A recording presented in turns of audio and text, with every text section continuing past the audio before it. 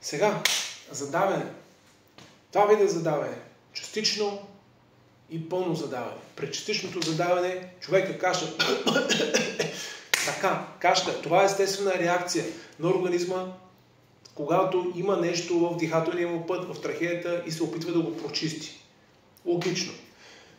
Като каша човека, не го лупкайте по гърба, се едно ви дължи пари. В някакви случаи може да прави и да иде по-навътре да станат по-зле нещата. Казвайте му кашля, следете го, дали се подобряват нещата. Ако станат по-зле, преминаваме вече към протокол пълно задаване.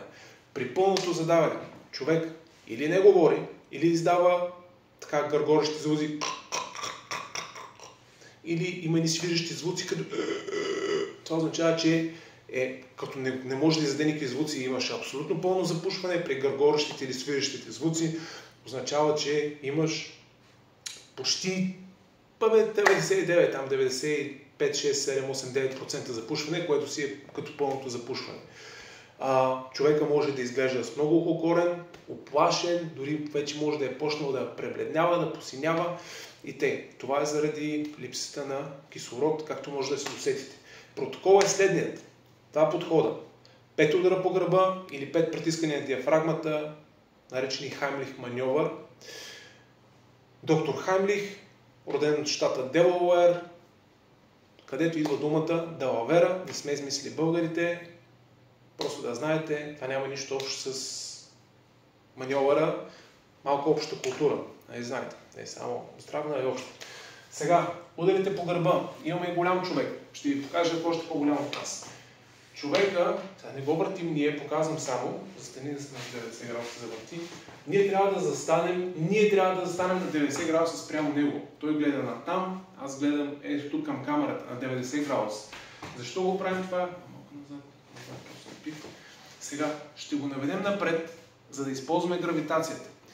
За да не падне, ще го поддържаме под гърдите. Обаче не го държим просто така, защото ако вземе да пада, тук където се вика, където минаваме на душени и може да завършим задаването, просто да приключим. Така, това са глупости за това. Тази ръка, която е към нас, я вдигаме, бъркаме под нея бъркаме, слагаме на гърдите и вижте какво направих с този крак. Искам да чуете какво направих с този крак, го поставям под него, за да може като го наведа, ако тръгне да пада, ще как съм и този крак, ако тръгне да пада, да мога да го прехвана тук и виж как съм стъпил. Ако този крак го няма и той тръгне да пада, ще се забие по лице, ще се размаже лицето, ще направи лицево-челюстна травма и ние ако залитнем покрай него, ще паднем върху него, да го размажем. Деца вика, това може да го натисне и да изплюе цялото нещо, но човека няма да е щастлив с лицево-челюстната травма, затова, както казах, дигаме ръката, слагаме това тук, какво е тук, го навеждаме на 90 градуса, ако можем и тук почва вече якия бой. От тук, между плешките, може и да са такива удари, може да са такива. Основно вижте как му вибрира главата. Нали, не трябва да е пляскане, трябва да е... То пък се чува пляска. Смисъл, трябва да е с тупане, окей? Да. Малко те понабих. Така, все едно ви дължи много пари. Бийте от човека и идеята на тези удари е да раздвижат цялото нещо, гравитацията да помогне да излезе. 5 удара. 5 удара е протокола. Поддържам го от тук. Ако тръгне да пада, както видяхте, с този крак ще ми помогне да го хвана или поне да го свлеча на земята безопасно, да не се плесне по лице. Ако е с очила, махнете му очилата, ще ги изстреляте, деца вика няма да му навреди здравето, ако спасите човека, няма да е щастлив. Сега, ако 5 удара не са помогали, не е почнал да диша, не е изплюл нищо, не се е закашлял, минаваме зад него, малко напред, да се вижда, минаваме зад него и си подпираме гърдите в гърба му. Сега тук се базика малко, че това е като на Титаник Леонардо Ди Каприо и той, вие сте Леонардо Ди Каприо, той е Кейт Уинслет.